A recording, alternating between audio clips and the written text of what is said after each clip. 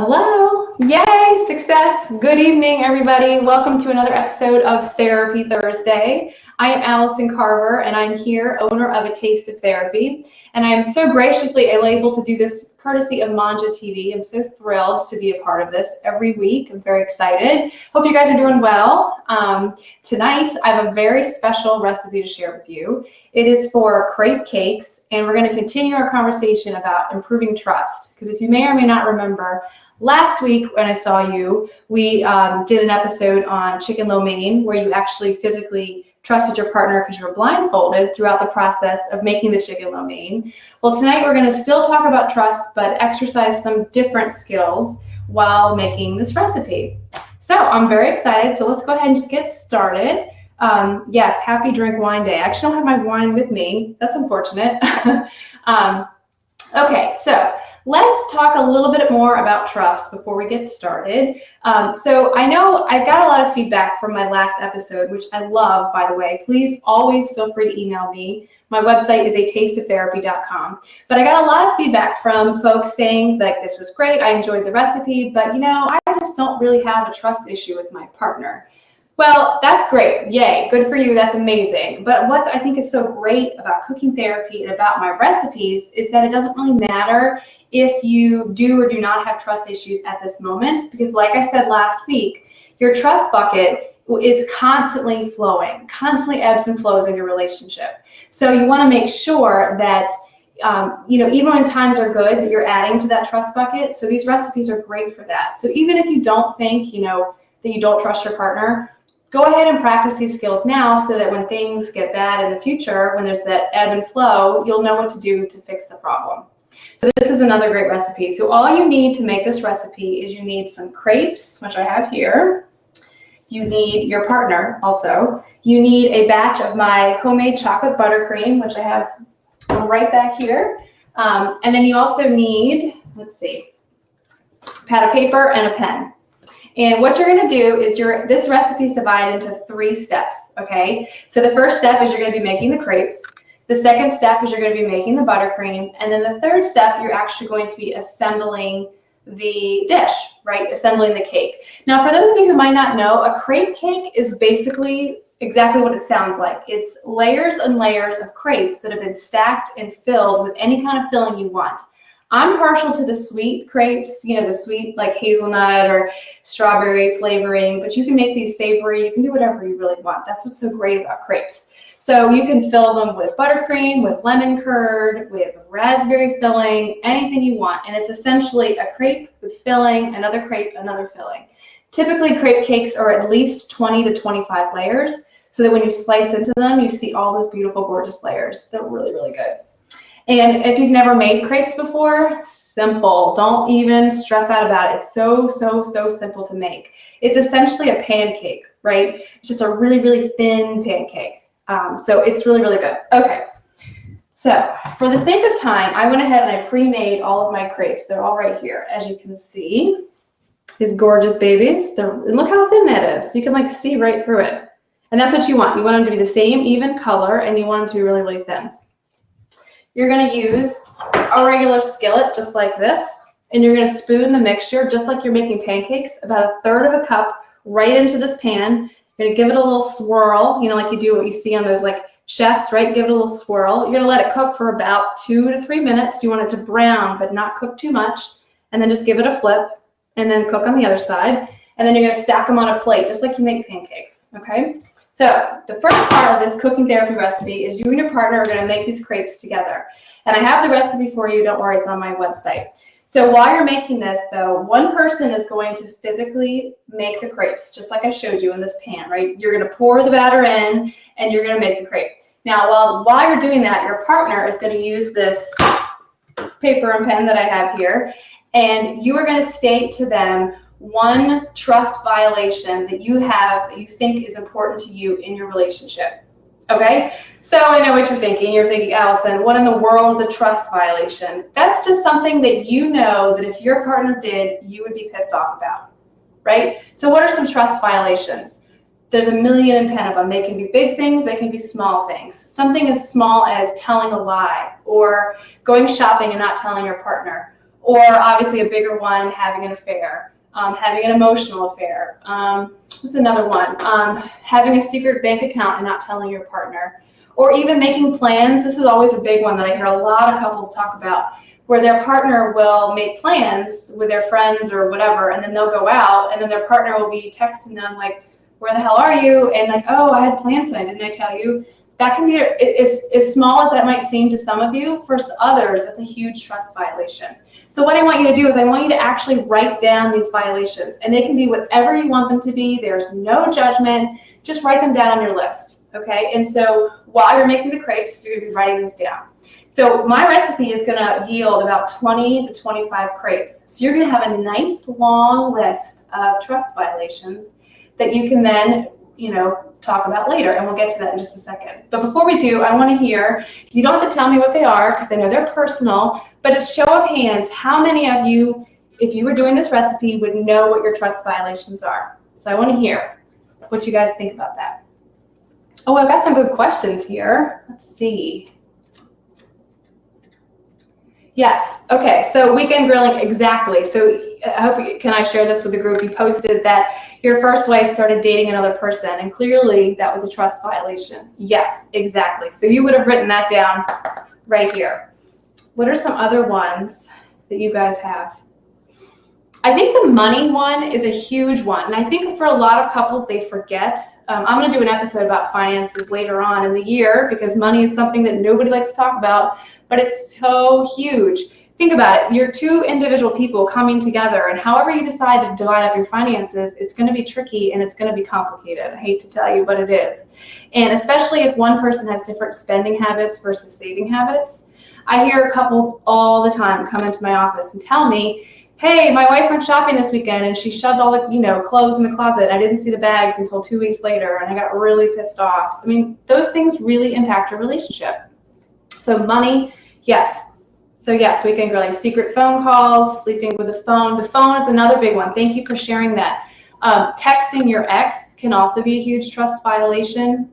These cell phones, you know how I feel about them. They cause so many problems in our relationships because it's the perfect way to be disconnected. Like, you can be broken up with this person, but still keep constant tabs on them. And that's not healthy. It's not healthy. So certainly texting an ex or having any sort of inappropriate phone conversation with them is not okay. And that would go on your list as a trust violation.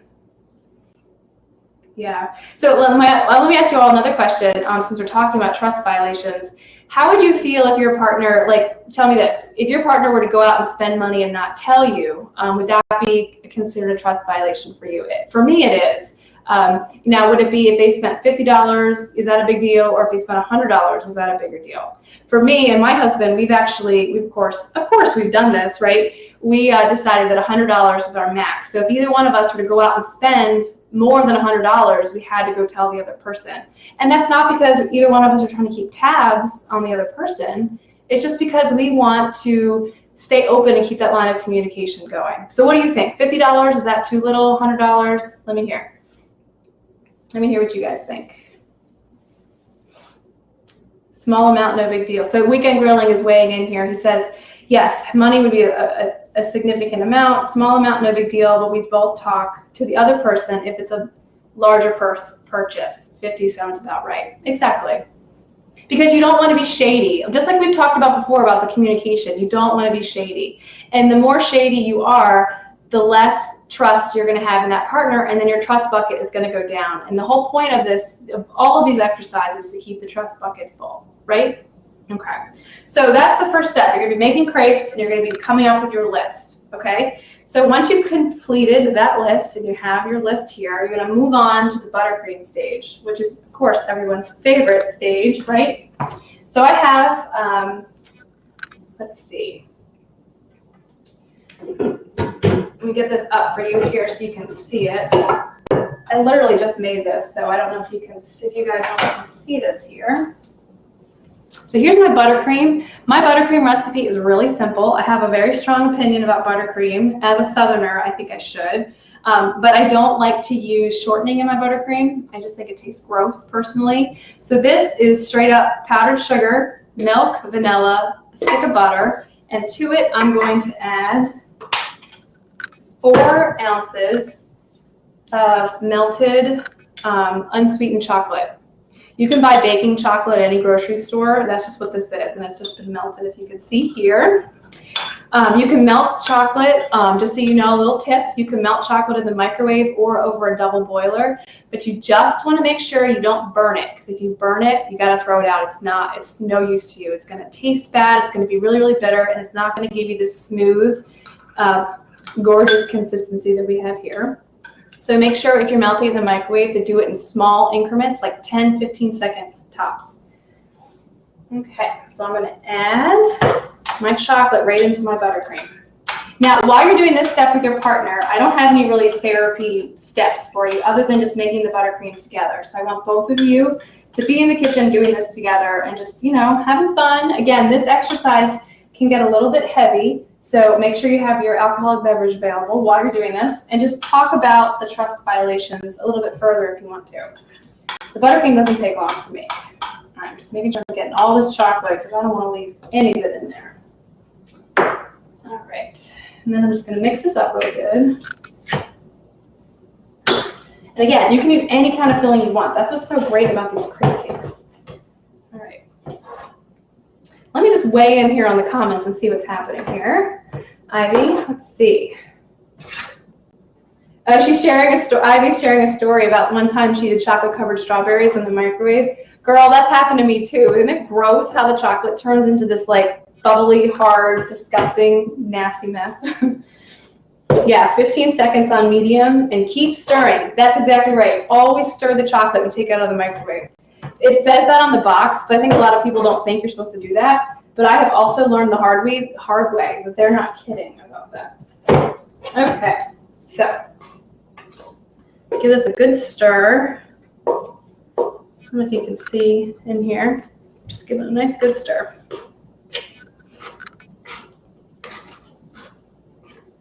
It's nice and thick too, which I like. But if it's too thick for you, you can always add a little bit more milk, a little bit more liquid. Thins it out perfectly.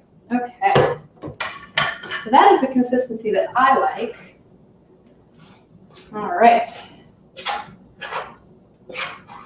And now, here's the fun part. So now what you're going to do is you're going to take one of your beautiful crepes. You're going to lay it here. I have it on this cake stand right here. And you're actually literally just going to plop down some of this icing and you're going to smear it around just like this.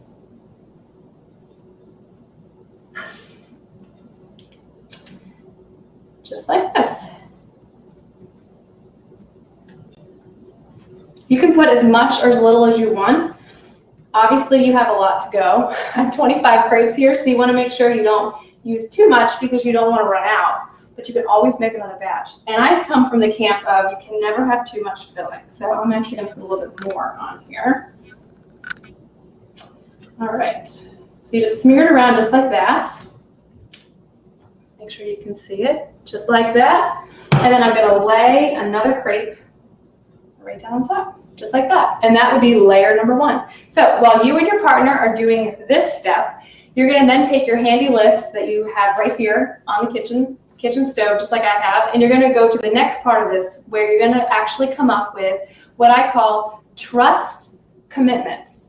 Okay, so we have the trust violations up here, and now we're going to have the trust commitments, which is another big, huge therapy term, which just means what are you personally going to do to make sure you don't commit any of these trust violations, right? Simple. So, but what you're doing is you're writing them down. So you're making a commitment to your partner right there and then in the kitchen that you are not going to violate their trust in the ways up here that you know are going to hurt them. So some of them will be easy, right? So if you had, you know, having an affair, you're going to put down here, not have an affair, right?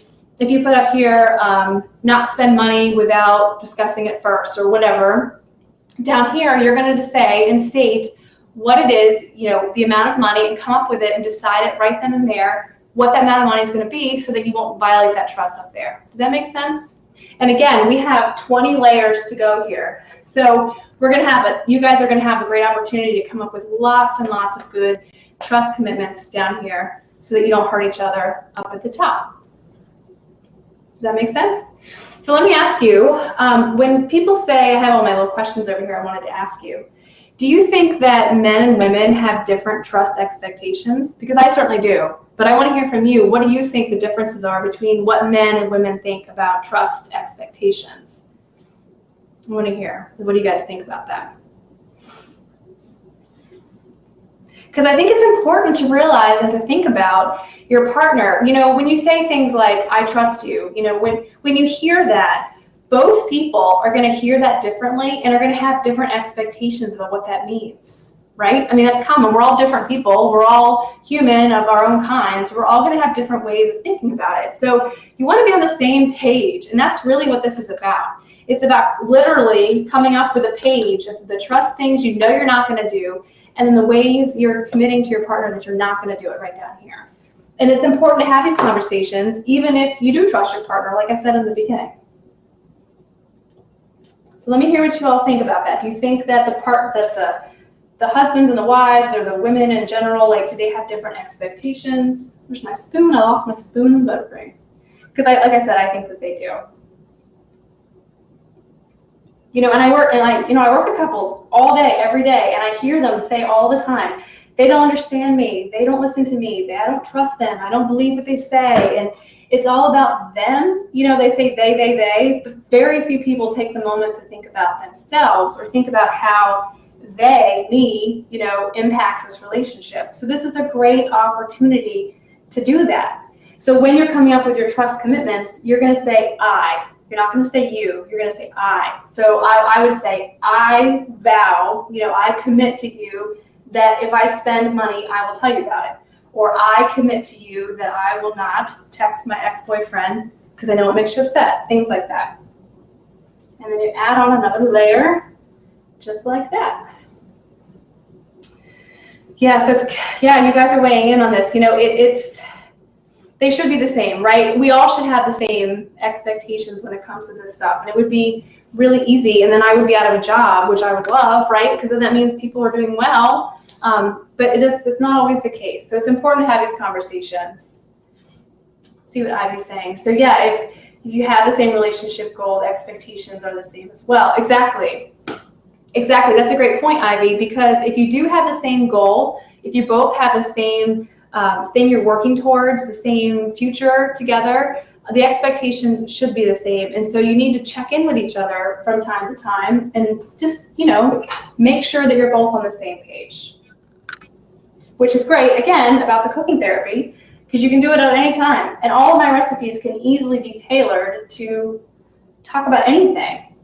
You know, if you want to make this recipe, so you remember my first episode, we did the guacamole and we talked about communication. If you don't like guacamole, make a crepe cake and talk about communication. Or make a lo mein and talk about communication. It doesn't really matter to me what you're making. It's just a matter that you're doing it together, you're in the kitchen, you're having fun, and you're having these conversations that you know you're not normally having. Because let's be honest, who sits around and talks about trust? Unless you're sitting in a therapist's office, I guarantee you and your partner are not talking about trust. Right? All right. So let me ask you all this. Do you think it's better to hide something from your partner because you know it's going to hurt them, or is it better to just come out with it and tell them the truth? I love asking this question because I love getting different people's perspectives. So let me hear it. What do you think? You think telling, yes, good idea, or not so much? That's the whole like, hey, I'm just going to protect them and not tell them the truth because it's going to hurt them. What do you think? And don't mind me, I'm just going to be spreading some buttercream while you all talk. So Weekend Grilling is saying, better to get the truth out. Why stress over it? It'll come out anyway. Exactly. It'll come out anyway. I believe that too, actually, that the truth always comes out. So it might as well be from you rather than hiding it. And we've all seen enough movies or seen our friends make that mistake to know how it, you know, turns out. So you can see what I'm doing here is I'm spreading it and then I'm actually giving it a little push just to make sure it's nice and even. And I don't know if you can see. It's coming along nicely. I definitely have some layers to go. That way I get into less trouble. Exactly. Exactly.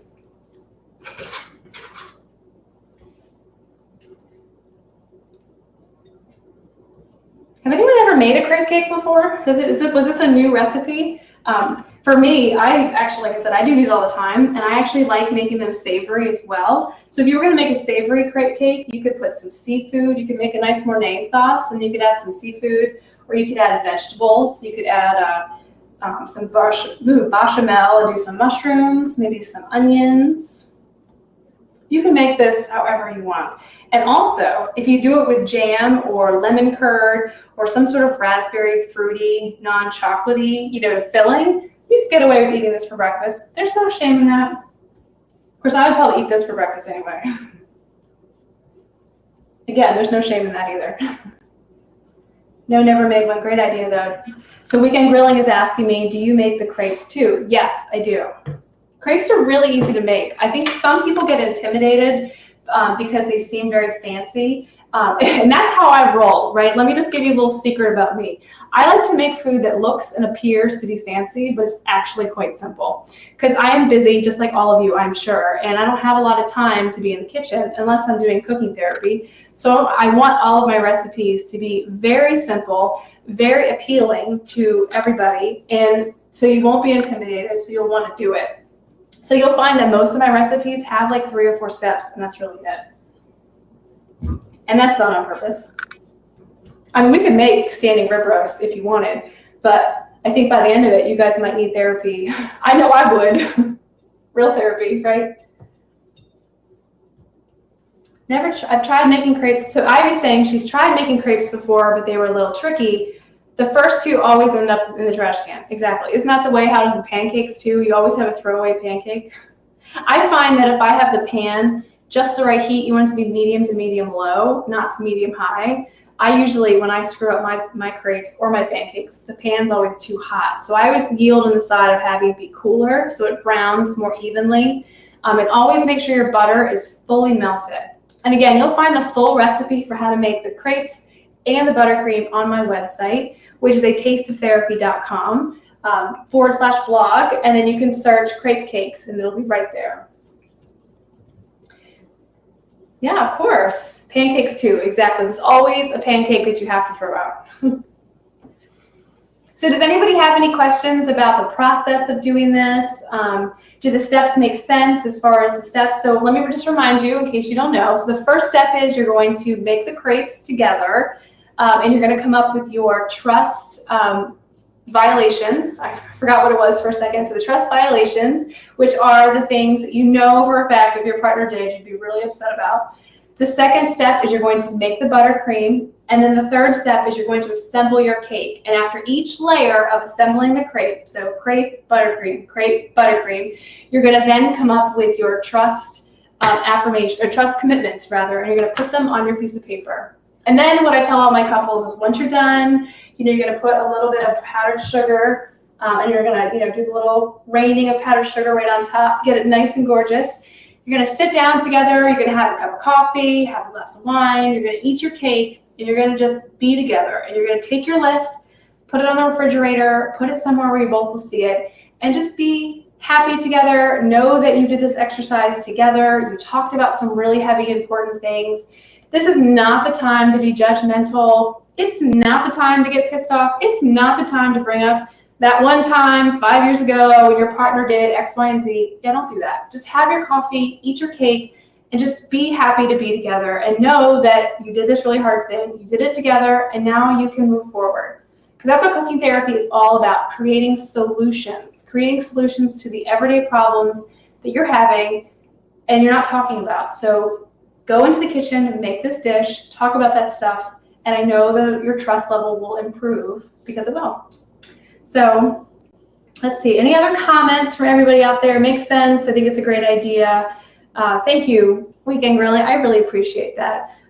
It does work. I see it every day with my clients. I hear it every day. I hear the comments, the tweets, all the Facebook posts. It makes me very, very happy to know that you all are doing this at home. You're having fun with it. And then you reach out to me and you're like, oh my God, you made your recipe. It was a total disaster. I can help you with that too. Don't worry. This is all about us doing this together, coming up with these solutions to fix your problems. So, but I really appreciate you all tuning in tonight. If there's no other questions, that's the end of my recipe. Please Make sure to follow Manja TV on Twitter and Facebook. I'm sure you all probably do. And then coming in March, I'm so excited. I'm going to start doing my episode every single Thursday. So Therapy Thursday will have me every single week, and I'm so excited. If there's any topics that you want me to cover or specific recipes, just send me an email, and I'll be happy to work that into the schedule. And again, if you do these recipes and they work out great, they don't work out great, send me a message. Let me know. I would love to hear from you. So thanks so much for tuning in. I can't wait to hear how things are going, and I'll see you all next week. All right, bye, everybody. Thank you.